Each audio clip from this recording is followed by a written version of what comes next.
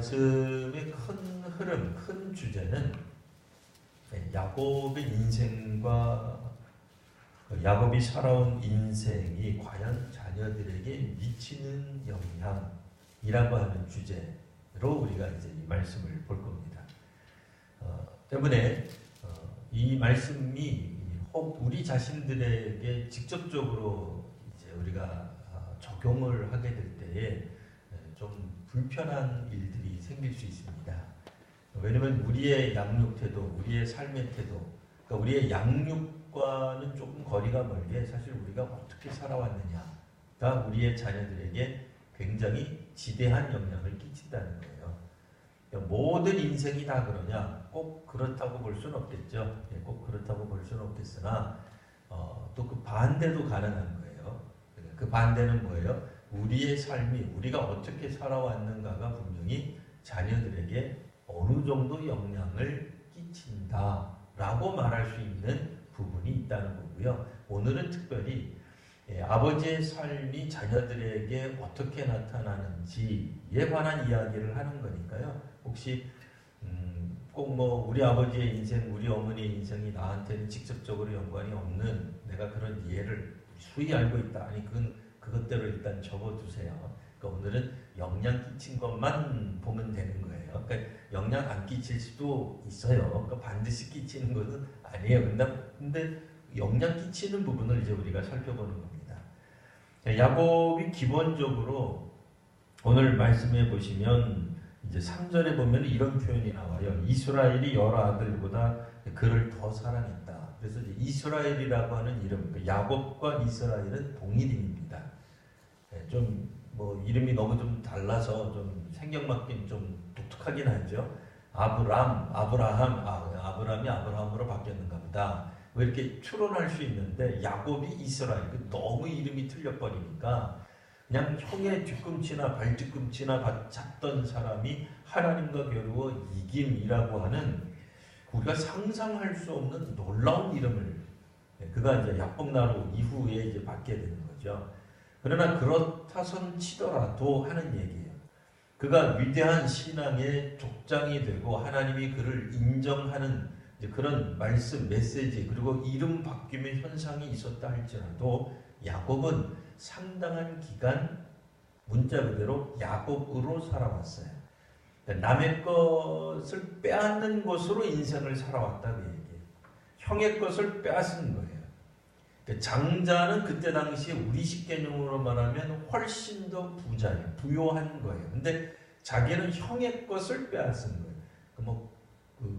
1대1로 이렇게 나누는 것도 아니에요. 형의 것을 온전히 빼앗은 거예요.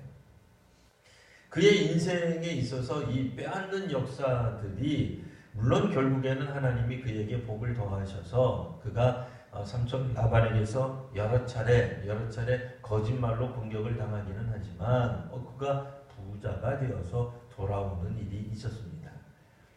근데 이제 그런 그 과정 속에서 그가 이제 여러 또 부인을 두게 되고 이와 같은 또 놀라운 일들이 벌어지는데 자 이제 쭉 넘어가셔서 보시면 요셉은 노년에 얻은 아들 이스라엘이 여러 아들들보다 그를 더 사랑합니다. 그래서 그를 위하여 채색 옷을 입힙니다.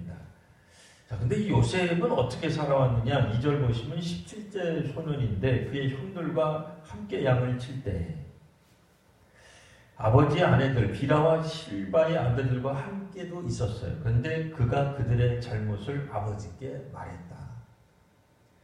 이 어떻게 말해야 돼요? 고자질했다고 봐야 돼요? 솔직했다고 봐야 돼요? 성경에서는 이 그의 잘못을 아버지에게 말한 것이 사악한 의도로 말한 것 같지는 않아요. 근데 정말 형들의 잘못을 아버지한테 말을 해서 아마 아버지한테 꾸지람을 들었을 것 같아요. 그러니까 형들이 슬슬 이 동생을 미워하게 되는 겁니다. 그러니까 혹시라도 우리 성도님들이 이 땅에서 우리에게 적용하면 어떻게 되겠어요? 갑자기 적용하면 이상한데 갑자기 적용하면 이렇게 적용할 수 있어요. 남의 허물을 들춰내지 말자. 이렇게 되는 거죠. 들춰내면은 형들이 미워한다. 이렇게 되는 겁니다. 뭐 어쨌든 오늘 이 성경 말씀 계속해서 읽어보면 아버지가 특별히 여러 아들들보다 그를 더 사랑해요. 채색옷도 입혀줘요. 근데 이게 시기의 대상이 될 줄 누가 알았겠습니까? 사실 그 야곱 입장에서는 왜 막내를 사랑했을까? 뭐 그 자신의 인생하고도 연관이 있겠죠. 그도 뭐 둘째로 태어나가지고 둘째가 갖는 어떤 서러움이 있었을지 몰라요. 그러다 보니 막내를 특별히 여기서는 그러니까 노년에 얻은 아들을 특별히 더 사랑을 많이 해줍니다. 이런 일들을 통하여서 결국에는 이번에는 반대로 형들이 그 동생을 미워하게 됩니다. 4절에도 보시면 그의 형들이 아버지가 형들보다 그를 더 사랑함을 보고는 그를 미워하여 그에게 편안하게 말할 수 없었다. 아버지에게 편안하게 말할 수 없었다. 그 형들과 아버지 사이를 가르는 게 마치 잘못 읽으면 요셉이 돼버려요. 요셉도 어려서는 그렇게 멀쩡하게 살지 못했던 것 같아요. 형의 잘못을 이르고 이러고 살았던 것 같아요. 사랑도 독차지하면서 자기 혼자 채색 옷을 입는데 그게 뭘 의미하는지 잘 몰랐던 것 같아요. 형들의 입장에서 보면 이제 그렇겠죠. 그러나 이제 4절에서도 보시면 이제 그 형들이 왜 아버지에게 편안하게 말을 할 수 없었을까? 아버지에게 직고하면 아버지가 안 들을 거라고 생각을 합니다. 근데 이거는 꼭 그렇진 않을 거예요. 야곱이 과연 그랬는지는 그건 뭐 의문이에요. 그러니까 아버지로서 과연 그 앞에 있었던 형들이 쭉 이야기하는 것을 다 배제하고 무조건 요셉의 말만 들었을까?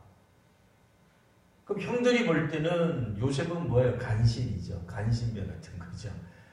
그러니까 아버지가 자기 동생에게 마음을 뺏겨서 우리가 직언을 한들 못 들을 것이다라고 스스로 마음문을 닫은 거죠.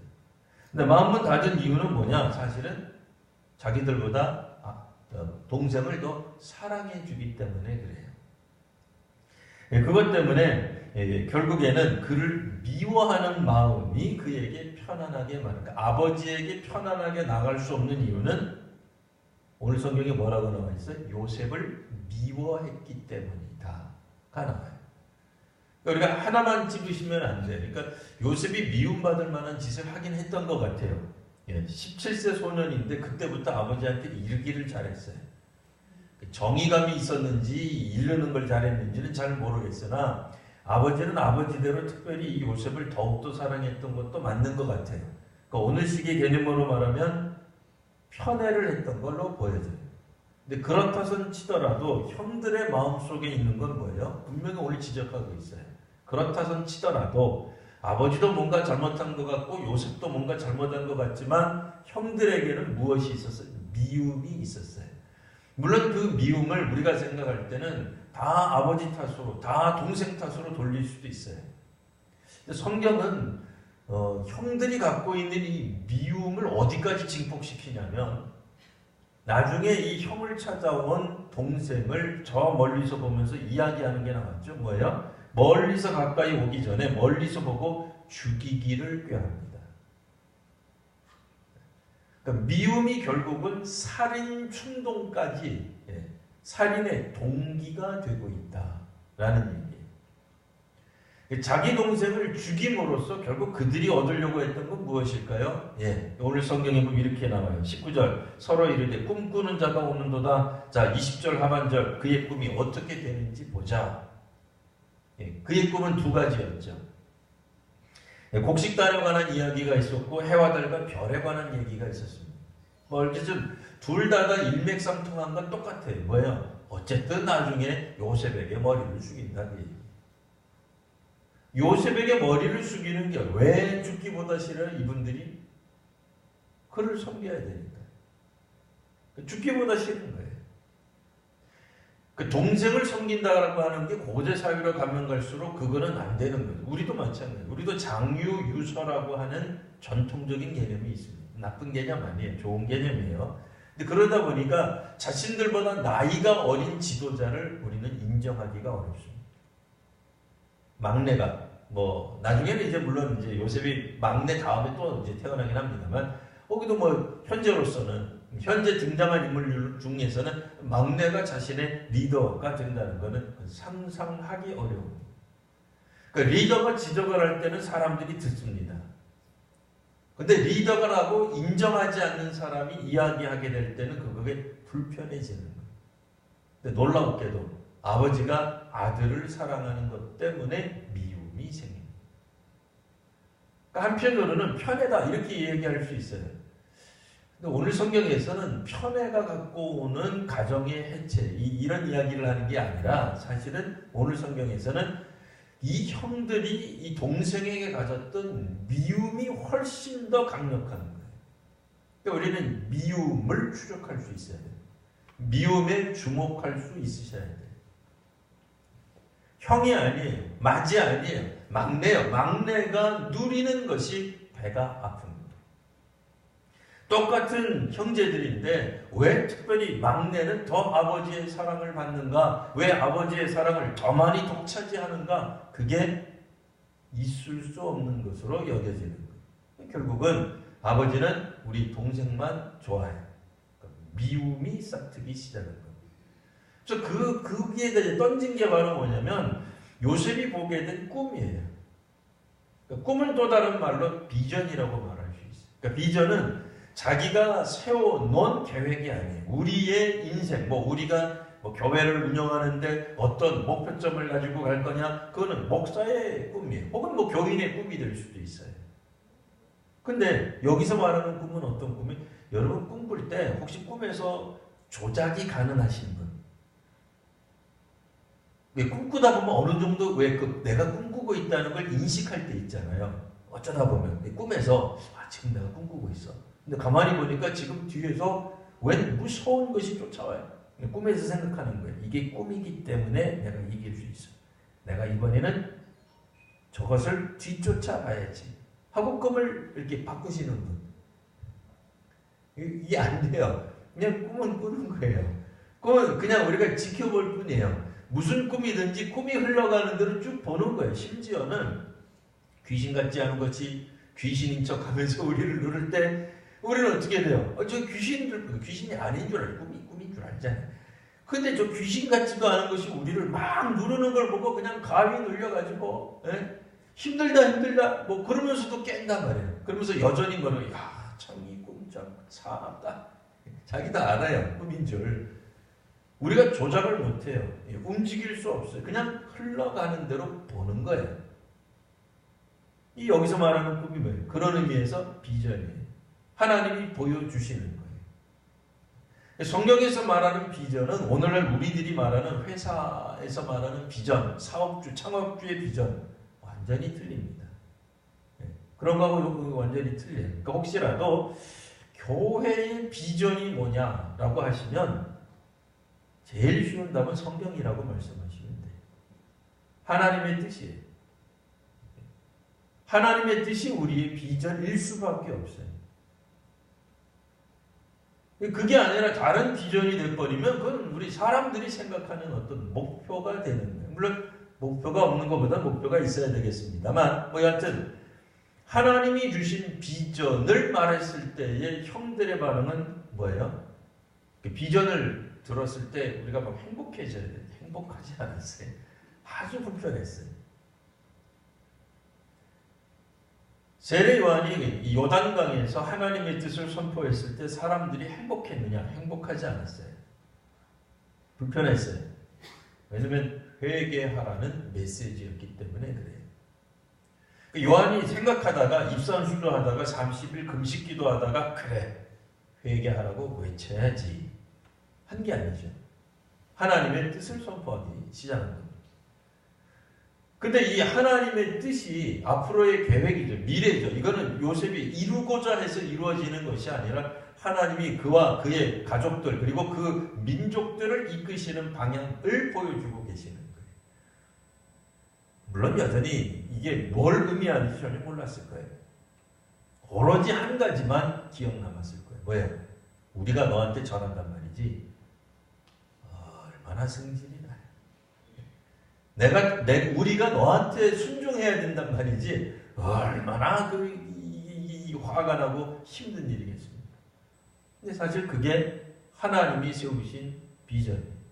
하나님의 뜻에 순종해야 되는 거예요. 아시는 바와 같이 야곱이 여러 부인들을 얻었지만 그 부인들 사이에서 임신을 하고 하는 가운데서도 지난주에 그랬잖아요. 끊임없이 서로가 서로를 미워했어요. 오죽하면 아이들의 이름을 지을 때 뭐라고 지었다고요? 하나님이 내 억울함을 들어주셨다. 이래서 뭐 그렇게 만들었단 말이에요.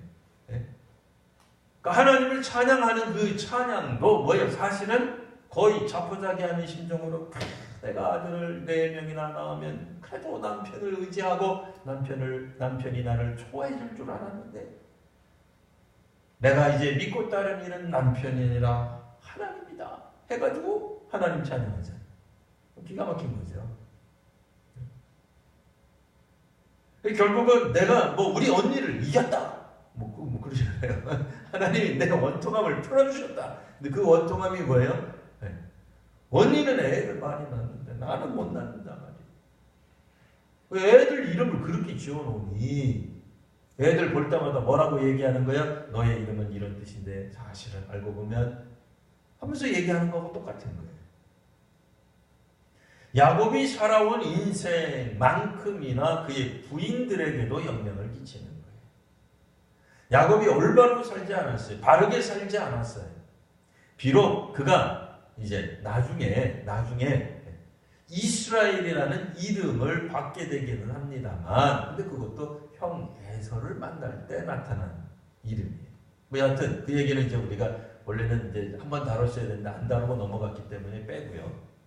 건너가면 결국은 아버지 야곱과 야곱의 부인들, 그러니까 다 어머니들이, 그들이 가지고 있었던 생각, 그들이 가지고, 그러니까 가족 간에 가지고 있었던 개념들, 시기, 질투가 고스란히 자녀들에게 마치 DNA처럼 그대로 내려가요.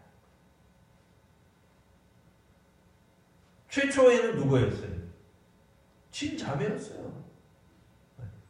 야곱의 부인 2명, 원래 그 소위 말하는 좀 표현이 4명의 부인을 두긴 했으면 어쨌든 정확하게 그 두 부인은 친자매지간이었는데도 서로 갈등 가운데 내가 남편의 사랑을 더 받을 것이냐, 동생을 더 받는데도 언니를 용서하기가 어려웠어요.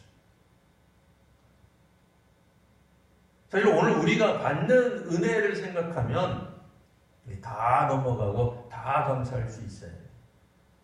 야곱이 자기를 잊지 않고 7년 동안 아버지 밑에서 열심으로 일해줬다. 그럼 하여 기쁘지 않아요? 기뻐해야죠.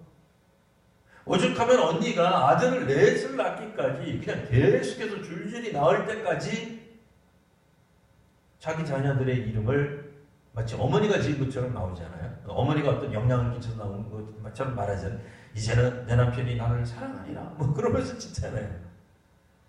그걸 그 동생이 안 받겠어요? 받겠죠. 오죽하면 자기 언니가 저렇게 자기 자녀니까 좀 이상하지만 어쨌든 그 집안의 아들의 이름을 저렇게 지을까? 저 시기의 대상은 누구예요? 저 아들의 이름을 그렇게 짓는 이유 자기잖아, 자기. 남편이 자기를 더 사랑하기 때문에. 그러나 그럼에도 언니가 용서가 안 됩니다. 언니가 부러운 거예요. 그런 것들이 고스란히 마치 야곱이 형이 마땅히 누려야 될 것들을 못 견뎠던 것처럼 자신들이 누리는 것에 대한 만족감이 없었던 거예요. 결국 오늘 똑같은 일이 지금 아들들 사이에서 일어납니다. 글쎄 요셉 성경에 나와 있으니까 분명히 요셉이 편애를 하고 오늘날 개념으로 편애를 하기는 했던 것 같아요. 그러나 그렇다선 치더라도 형들은 동생에 대한 미움이 있었습니다. 그 미움이 아버지에게 직접 나가서 직고하는 것을 막아버렸다 하는 얘기. 자기들도 아들인데 아버지한테 얘기하면 되는데 못하는 거예요. 미움이 가로막으니까. 아버지는 틀림없이 내 말보다는 요셉의 이야기를 들을 거예요. 그러니까 똑같은 이야기를 요셉도 하고 나도 하면 어차피 내가 질 거니까 그냥 입을 다물지 하고 안 해버리는 거예요. 그리고 나서는 이제 이 요셉이 말하는 이 꿈에 관한 이야기가 그들 마음을 항상 괴롭혔을 거예요. 시기하는 마음이 더욱더 생겼을 거예요. 분명히 그것이 꿈인 줄 알았을 거예요.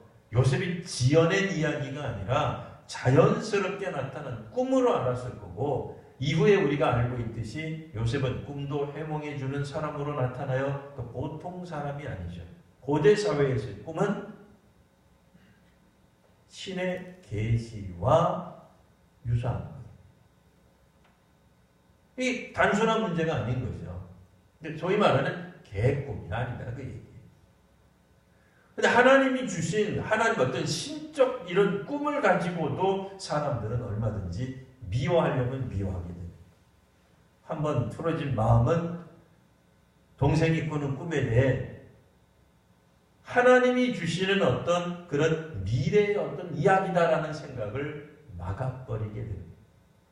비전을 듣고도 꿈을 듣고도 그들이 그 꿈을 공유할 수 없게 됩니다. 그 꿈은 자신들로 하여금 더욱더 비참하게 만든다는 생각을 하게 됩니다. 오늘 우리도 그럴 수 있습니다. 하나님이 주신 말씀, 세례 요한의 메시지, 심지어는 예수님의 메시지조차도 어떤 이들은 들을 때 굉장히 기분 나쁘게 들었어요. 어떻게 들었다고요? 기분 나쁘게. 왜요? 자기들을 향해서 말한 줄 알기 때문에. 근데 여러 번 제가 이야기합니다만 예수님의 메시지가 자기에게 들린다. 그거 정말 좋은 일이에요. 설교가, 성경 공부가, 성경이, 간증이 남의 이야기로 들릴 때는 관심 없어요. 성경이, 설교가, 성경 공부가 나한테 주시는 말씀으로 들릴 때에 사실은 우리가 하나님 체험할 수 있어요. 삐지는 거하고 하나님 체험하는 거고 동전의 앞뒷면 같아요. 똑같은 거예요, 사실은. 설교자가 나한테 안 하는 거다. 많이 생각해 보세요. 오늘 목사님 저렇게 핏대를 올리고 입에 거품 물고 침튀게 가면서 하는 이야기는 맨 앞에 계시는 우리 반주자 들으라고 하는 얘기야. 반주자! 내 그럴 줄 알았어. 회개하라 말이야. 예? 그거 안 돼요. 나한테 하는 얘기를 들려야죠. 제자들이 들으면서 심지어는 가룟 유다가 그래요. 그러니까 오늘 너희 중에 한 사람이 나를 팔 거다. 서로 막 쳐다보는데 나와 함께 이 그릇에 손을 넣는 자들. 그때도 딱 쳐다보면서 그때 제자들이 뭐라 그래요? 내니까. 그때 주께서 말씀하세요. 가룟 유다 딱 걸렸을 때 그래 너다. 근데 애써 아닌 척해요. 애써 아닌 척해요. 이게 자기한테 들리지 않으면 사실 우리 자신에게 들리지 않으면 그러니까 먼 사람들 이야기 그런 얘기를 우리가 왜 듣고 앉아 있어야 돼요? 남에게 하는 이야기들을 왜 우리가 듣고 앉아 있어야 되냐고요.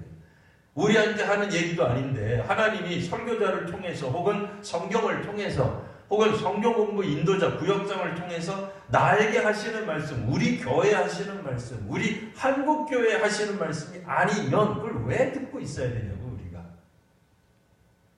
만약 설교자가 오늘 우리 회중에게 어쨌든 회중을 염두에 두고 설교하지 않고 자기가 20년 전에 사역했던 교회 성도들을 떠올리면서 설교하고 있다. 그거 얼마나 웃기는 얘기예요. 여러분 그런 설교 듣고 싶으세요? 그 설교자가 설교하는데 저도 우리 교회를 섬긴 지 10년 됐죠. 그 10년 전에 제가 섬겼던 교회 교인들을 생각하면서 설교를 한다. 은혜가 되겠어요? 여기 앉아있는 회중은 염두에 두지도 않고 10년 전에 제가 섬겼던 그 교인들을 생각하면서 설교하면 좋겠냐고요. 아니잖아요. 오늘 이 자리에 앉아있는 사람들과의 어떤 삶, 그러니까 콕 집어서 누구라고는 말하지 못한다 할지라도 은유가 됐든 비유가 됐든 혹은 성령께서 우리에게 알려주시는 방식으로 이게 우리에게 들려지는 메시지가 되어야 되는데 문제는 뭐예요? 이 형들도 자기들에게 하는 말로 들었어요. 분명히. 그런데 어떤 마음으로 들렸어요? 미워하는 마음이 있으니 뭘로 들린다고요? 시기하는 마음으로 들리는. 11절 그의 형들은 시기하되. 고대 사회의 꿈은 단순한 꿈이 아닙니다. 개꿈이 아닙니다. 일종의 신탁과 연관이 있는 거예요. 이 얘기를 듣는데도 시기하는 거예요. 결국 이들이 무슨 행동을 하게 되느냐? 자, 꿈꾸는 자가 오는도다. 저를 죽여버리면 이 꿈이 어떻게 될지 두고 보자.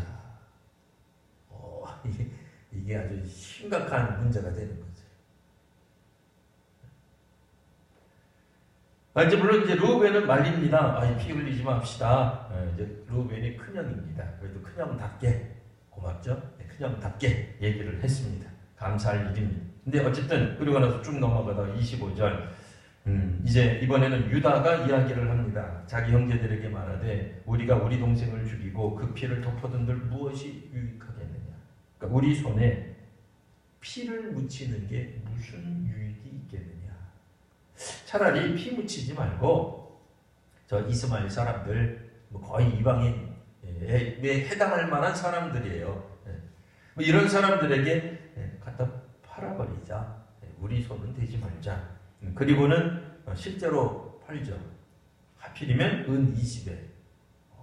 또 은 20 그러면 우리는 이제 신약 성경을 알기 때문에 갑자기 예수님이 막 떠오르고 막 정신이 없어져요. 어쨌든 뭐 왔다 갔다 해줘도 돼요. 하필이면 요셉의 인생이 왜 이렇게 예수님하고 살짝 겹치는 부분이 있을까? 그 정도만 생각하면 돼. 요셉을 보고 또 예수님이다 그러면 큰일 나. 그건 아니고 뭔가 이게 뭔가 일이 벌어지는 거예요. 근데 그건 그대로 두고 그 다음에 와서 르우벤이 돌아와서 보니까 요셉이 없어요. 아우들에게 말하기를 자 어떻게 된 거냐? 그들이 결국은 요셉의 옷을 가져다가 31절 숫 염소를 죽여 그 옷에 피를 적시고 32절 그의 채색 옷을 보내 아버지에게로 가지고 가서 말하기를 우리가 이것을 발견했습니다. 아버지 아들의 옷인가 보소서. 이 아들들이 잡담을 해가지고 아버지를 속입니다. 야곱이 아주 된통당하는 순간이죠. 야곱이 축복을 받기 위해서 그의 형을 그의 아버지를 옴팍 속였던 그 일이 마치 역사가 보복하듯 이번에는 야곱이 이 험한 일을 당하게 되는 겁니다. 누구에게? 자기 자식들에게. 자기가 형과 아버지를 속였던 거죠. 이번에는 반대로 아우, 자기 같은 아우가 막내가 그 꼴을 당하게 되는 겁니다. 단순하게 우리가 이야기하기는 어려우나 분명히 야곱의 인생과 요셉이 팔려가는 이 장면 속에서 야곱의 삶과 아주 무관하다고 말하기 어려운 묘한 반복이 일어나고 있는 걸 우리가 읽어보실 수 있습니다. 그런 점에서 우리가 어떻게 살아왔는가, 우리가 10대를, 20대를, 30대를 어떻게 살아왔는가가 우리는 전혀 뜻한 바가 없었을 거예요. 야곱이 이스라엘 되고 난 다음에 얼마나 의기양양했겠습니까? 나는 하나님의 축복이잖아요. 이스라엘로 이름 바뀐 거. 엄청난 축복이잖아요. 쉽게 말해서 3대 족장으로 인정받은 거하고 똑같은 거예요. 그럼에도 그의 인생사에 있어서 마치 그 자신이 형의 것을 빼앗고 속였던 것처럼 그의 인생에도 속임과 빼앗김이 일어나게 되는 것입니다. 놀랍게도 사랑이라는 이름으로 야곱은 자기가 아버지가 되면 잘할 거라고 생각했어요. 그렇지 않았어요. 자신도 여전히 속절없이 속고만은 그냥 늙은이가 돼버린 거예요. 어쩌면 이때부터 보다 더 심각하게 회개했을지 몰라요. 안타깝지만 우리 부모님들이 말했던 것 같은 똑같은 일 뭐야? 너도 너 같은 자식을 낳아봐라. 가 오늘 성경에 정말로 일어난 게 있는 거예요. 없는 게 아니라 진짜로 있는 거예요. 이런 측면에서 볼 때 우리의 모든 가정과 모든 인생의 자녀들이 다 그렇다고는 우리가 말할 수는 없겠으나 특별히 주께서 사랑하는 사람들이라면 주의 일들을 하는 사람들이라면 눈여겨봐야 되는 대목이 아닐까 하나님의 어떤 그런 리더, 하나님이 세우실 리더가 아니라면 이런 이야기도 안 일어난다고요. 우리 자신을 더더욱 포기하시는 거예요.